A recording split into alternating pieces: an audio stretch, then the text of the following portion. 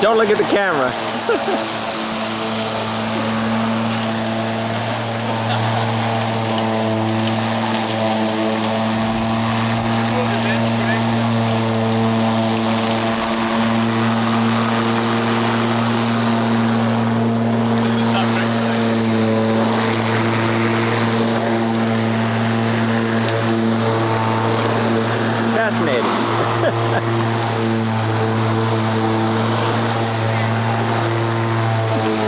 That's good. Stop. It's trying to make me nervous. I told you that spot. Can I turn it on?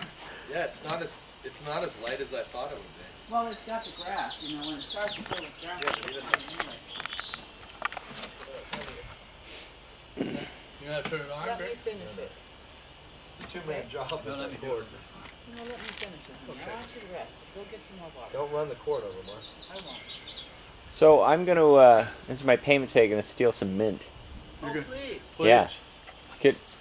Can I just take a cutting and throw it on the ground? I advise people if I give them a cutting to, You have finished your breakfast. You're going to film from there, huh? That's interesting. Well, I need to throw the background out of focus. Okay, I good. need to get way back so I can Okay. zoom in, but I'm gonna sit here. Good, This okay. one- You have your little cards here. Is it on? This is a test here. It's Oh, on. good. Hey, This can you is- edit this this is a thing test. and take out parts and stuff? Yeah. Well, I could, I just don't have the time.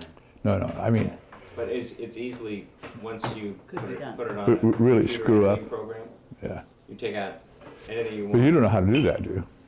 I can do it rudimentarily, Yeah, that's all. but it takes, it's Kristen very did. time Well, never consuming. mind.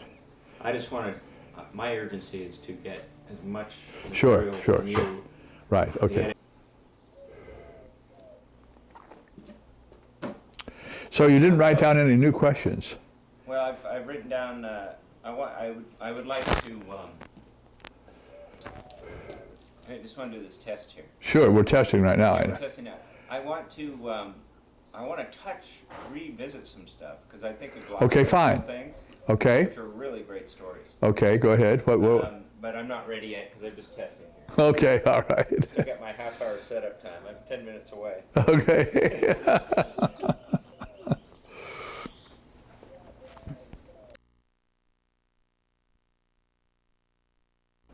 Yeah, Kubrick was, he was a maniac.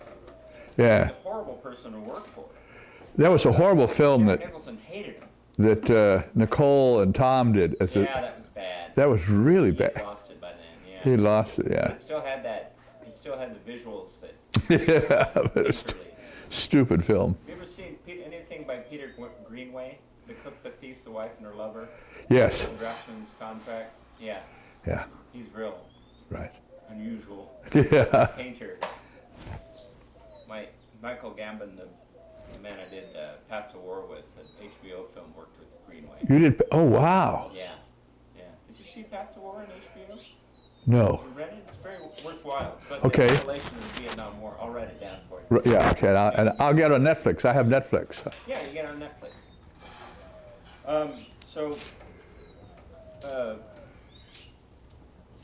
I went through the tapes yesterday, listened to them again. Because there's repetition. Yeah. Making sure we're not repeating anything, and make sure I'm not missing anything. Right.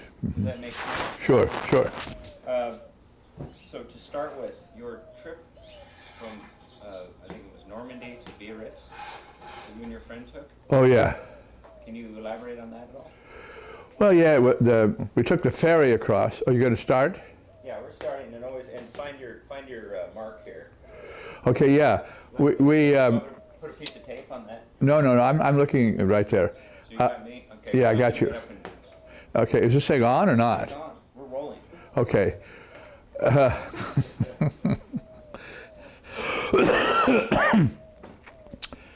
We took the ferry across from Royan, and it was a foggy, foggy night. And there's a battle. There's a site of a big German Nazi point, and they had all sorts of towers. And we'd played over there, and then later on, some kid was playing over there and set off an explosive, and he lost his eyesight.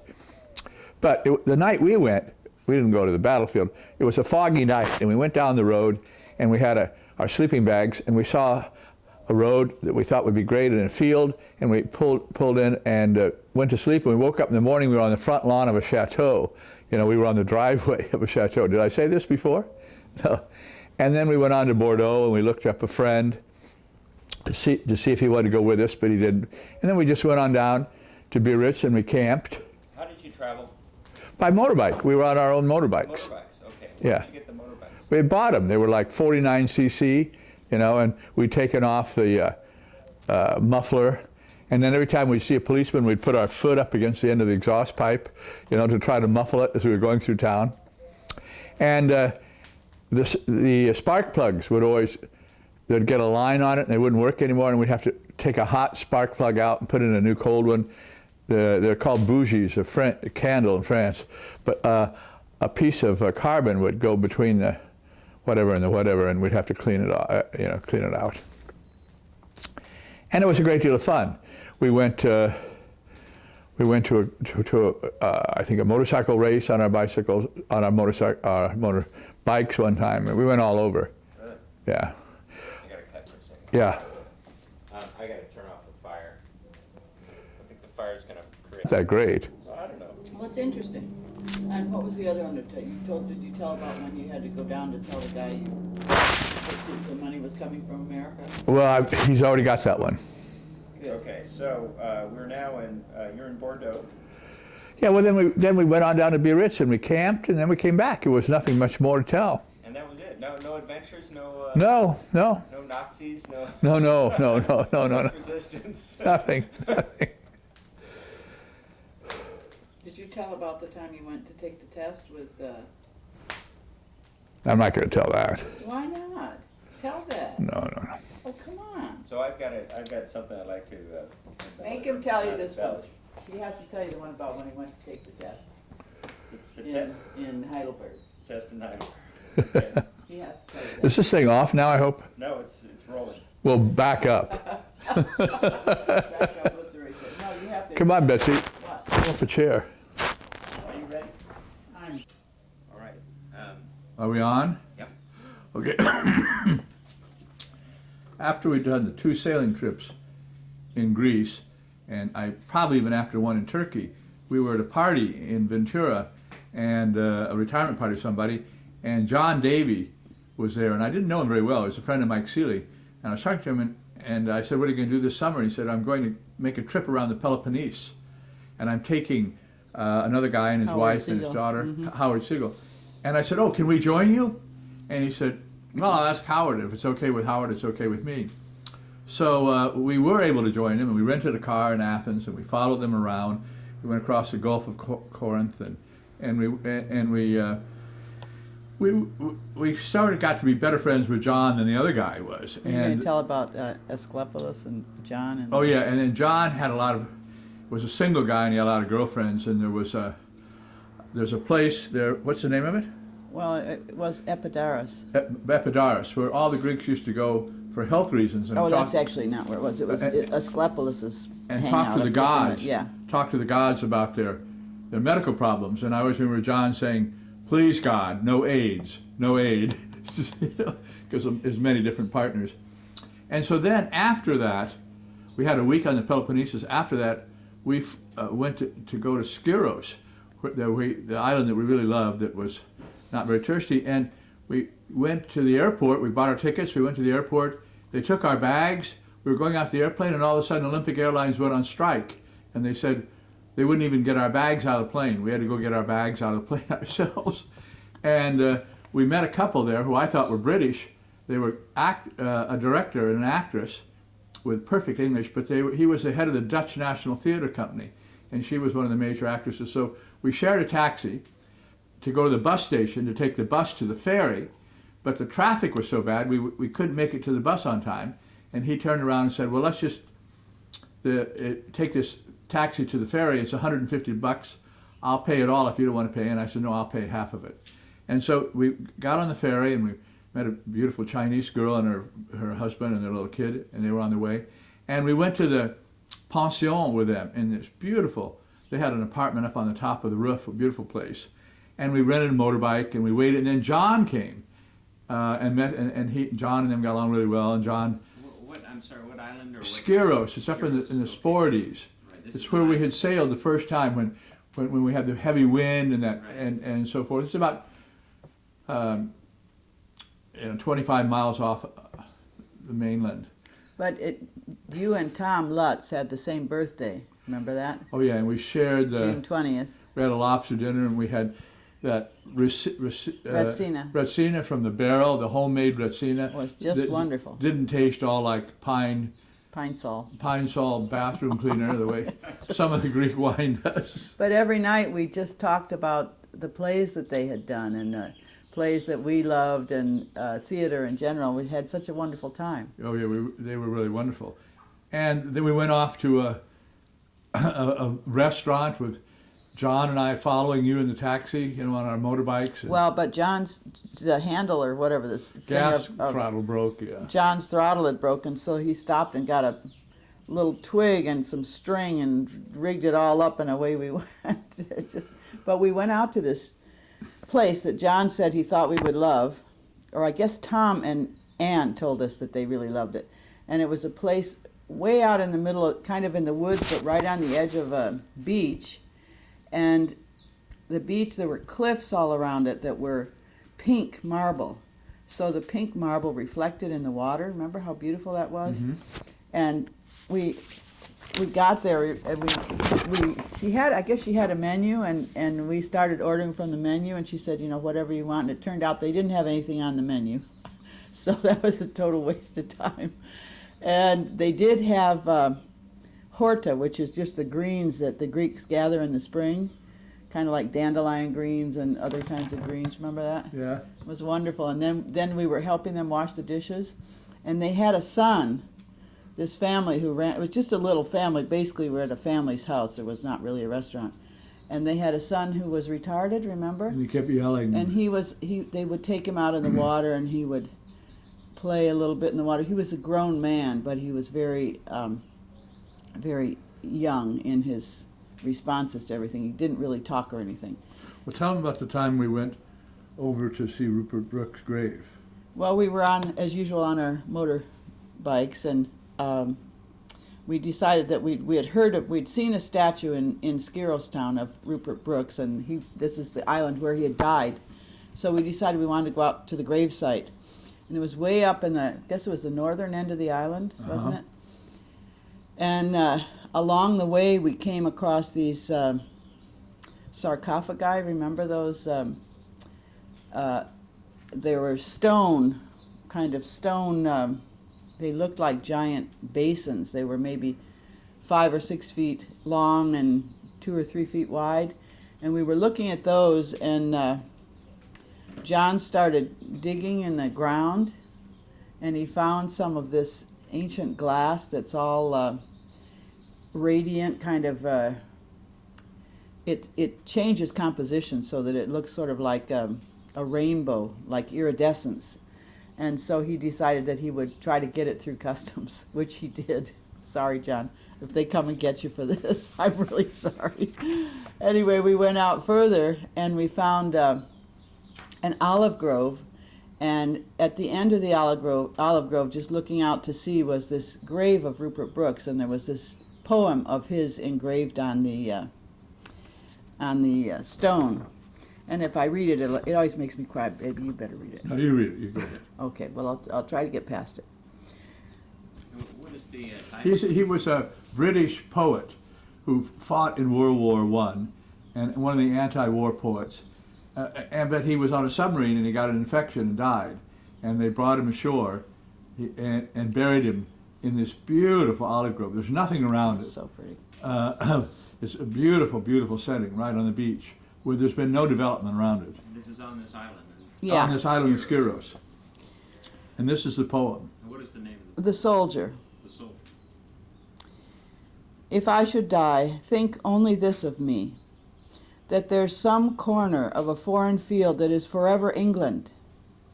There shall be in that rich earth a richer dust concealed, a dust whom England bore, shaped, made aware, gave once her flowers to love, her ways to roam, a body of England's, breathing English air, washed by the rivers, blessed by sons of home. It always makes me cry. We'll keep going. And think this heart all evil shed away, a pulse in the internal mind no less. Give somewhere back the thoughts by England given, her sights and sounds, dreams happy as her day, and laughter learnt of friends and gentleness in hearts at peace under an English heaven. Okay.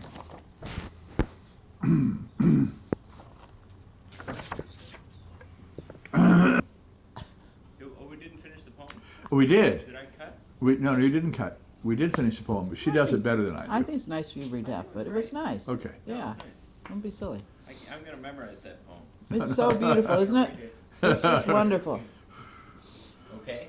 Deal? Okay. Okay, good. No, Skip Skiros, no more. I'd turn it off. no, I think Skiros is good. Let's keep going. Well, Skiros, another thing about Skiros, a couple things about Skiros. One is that Skiros town is one of these towns that looks like you would want a Greek isle to look like. It's a town that's built completely going up the face of a hill, and it goes up and up and up and up, and at the very top is an ancient, tiny little castle. And if you drop something in Skiros town, it'll roll all the way down to the bottom of the town. It's a kind of a town like that. And all the buildings are whitewashed It's just beautiful, absolutely beautiful. with blue trim. So is it as well trampled as Century? No. Oh no, You can't get just there. German tourists is very not really discovered. And is that the same now? We don't know. We haven't- When we were going there, you could only fly in once a week. Otherwise, you had to go by By ferry, and it was, you had to get up to Kimi and then get the ferry, so it was like 3-hour ferry and an hour or two out of Athens, so it was hard to get to. So Greeks went there primarily. I was just trying to think of, And Germans. and Germans. Yeah. And any good meals there?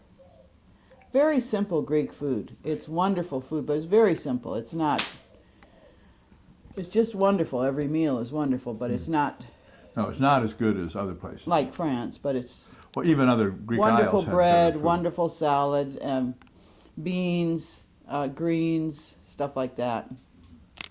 Really good. Fish occasionally. Of course, the Mediterranean is getting fished out too, so Right. fish is very expensive even in Greece. Well, I was just going to talk about one other place in Skiros really quickly, and it was the beach that we would go to that was near the Institute, the Skiros yeah. Institute. And at that beach, what was unusual about it, which I really loved, was that somehow all the rocks from all the different cliffs on the island seemed to wash in there, so you had this spectacular Technicolor marble rocks under this very clear water, and you could just see greens and pinks and yellows and whites, all different colors of these beautiful rounded rocks, which I collected, and Kent brought home probably 40 or 50 pounds worth for me in his suitcase. Do we have any of those rocks around? Absolutely. Oh, we'll have to see some. Oh, absolutely. Hang on, I'll get them right now. No. We'll come to that. I No. have them all the time. And continue? Well, do you have any more questions? Well, I want to see if you, Skiros has been Well, exhausted. yeah, I think Skiros has been exhausted. Okay. Back to Europe, back to when, in the 50s, your trip, when your grandmother came, and you took her around in the Volkswagen. Yeah, You had 5 people in that Volkswagen? 6. 6 2 up people. front and 4 in the back. You wouldn't believe Of it. a This is Volkswagen Bug. Bug. Yeah, we went to Kempsey. We went. I think we talked about that before. We went to Munich, and she said, "Oh, it's just the way she remembered it." Right. 1906, and I said, "Well, there weren't even any cars in 1906." And we went to. I'm not sure if we went to Salzburg then or not. Too. Oh, we went to Austria. I Yeah. don't think we went to Salzburg with her. Innsbruck. To Munich, Innsbruck. Up in the little And villages. Neuschwanstein, Neuschwanstein, the of course. castle that looks like Disneyland, for which Disney And she copied. just loved it all. Yeah. And I think we told you before, she had an apartment, a room rather, for $1 a night in this hotel right looking over Eibsee, a wonderful lake under the highest mountain in Germany. And it was $2 a night for officers and $1 a night for enlisted men. So it was, I only had to pay $1. She only had to pay $1 a night. And the exchange rate was? Well, it was in dollars because it was an American, run by the Americans. Oh, It was a R&R, Garmisch-Partenkirchen was an R&R center that thank God General Patton picked out just at the end of the war. And there were all sorts of hotels that had been commandeered by the Americans and restaurants, and there was the ice skating show, and all our German friends, we would take them there to have steak dinner and to see the ice skating. It was when I was a lifeguard there for 5 months, but good. But let's cut it now and talk about what we're going to talk about. all right. Oh, I had a rowboat. This was before I got these little sailboats, and I was rowing out on a foggy day, and I just saw the red cross of a hospital ship through the fog, and then it disappeared. And the next morning, the San Francisco Chronicle was on the front by the front door, and it said "Benevolent sinks off Golden Gate," and it was on a trial run, getting ready to go to Korea, and they ran into a rock, and the thing sank, which was. And I used to go. We used to come home from school if it was really blowing. I think I talked about this a lot before. Then we would get our little boats out and we'd go sailing, and the more wind, the better. Right. And I used to ride my bike across the Golden Gate Bridge and to the San Francisco. We talked about all this before. Yeah. But we did, again, it's if you have more detail. I don't No. know. Well, we could segue into the first boat that we had here in Ventura, That's the Nera. yeah. Nearer, my God, to thee. What was the Nera? The name was Nera, but we called it Nera, my God, to thee. N-E-R-A? Yes. And what year is this? Oh, 1964, the fall. Okay. And I bought it with another teacher, but he got seasick, so I had to buy him out. So describe the boat. Oh, how it was long it was like a snipe, or it was a 16-foot little sailboat, day sailor, Right. and with a trailer. Oh, one time we had it in Oxnard, and we were driving back with the kids, and the trailer came off the car, and I put on the brake, and the trailer passed us on the road. The boat and the trailer passed us up. Evidently, I failed to put on the safety chains as well. And another time, I was driving out of the boatyard, and a rope, one of the halyards dangled off and caught and snapped the mast in two. And I had to get a new mast. And the time that I love was we were bringing the boat up seaward, and we got to seaward in Maine, and the trailer broke. So Kent and I guess the kids were with us, the four of us had to pick the boat up with the trailer, go on across the intersection, and go on down to Foothill and take it to the high school. Remember that? Park it, yeah. Park it. You have a lot of problems with your first boat. You make a lot of mistakes.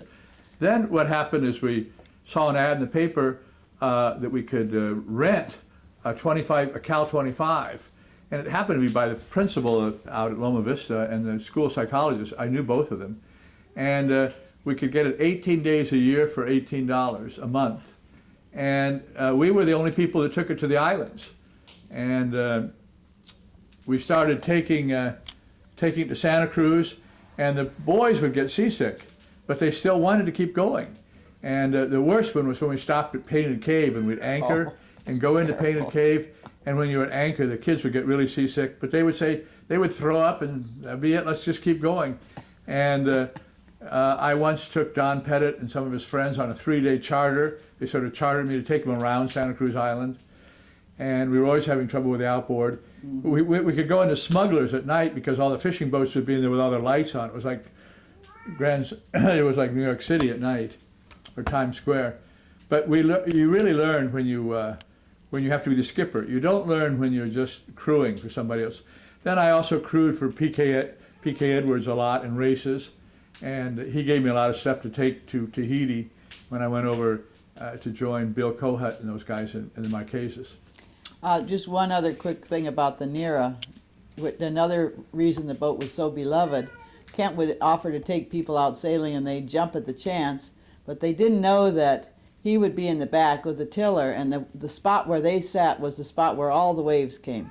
So nobody went out more than once without getting completely soaked. Then we switched to lasers, and we had lasers. And we used to take lasers out and surf the waves just outside of the marina. Right. Sometimes flip over, often flip over. It's the lasers I borrowed. Yes, Yeah, the right. very ones. Right. Uh-huh. We cut for a minute. Yeah. Yeah. I'm going to let the cat in that back room too, so she stops. Yeah. Okay, you start. Okay, so tell me about the cabin in Mammoth. Well, we bought a little cabin that was on leased land, and they told us we were going to have to move. And we had it after 10 years. And so with a friend, we went out and we picked up a spot.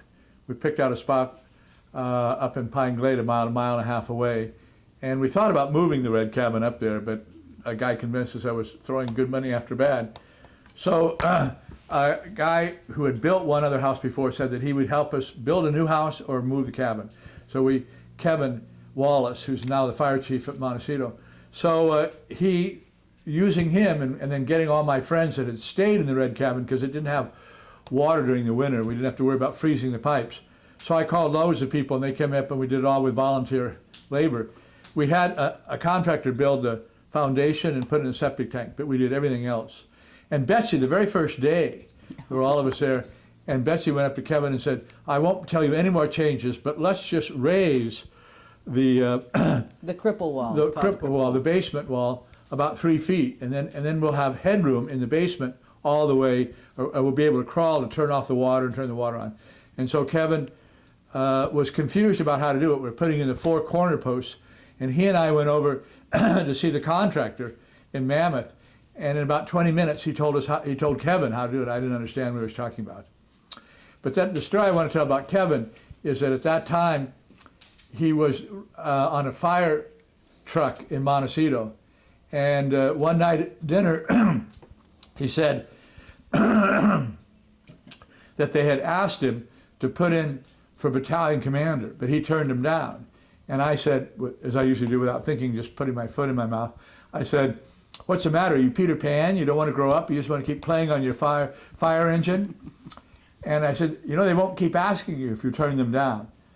And then the next morning at breakfast, Kevin said, I couldn't sleep last night from thinking about what you had said. So the next time he did put in for battalion commander, and then he worked his way up and to become assistant fire chief. And then he was appointed fire chief.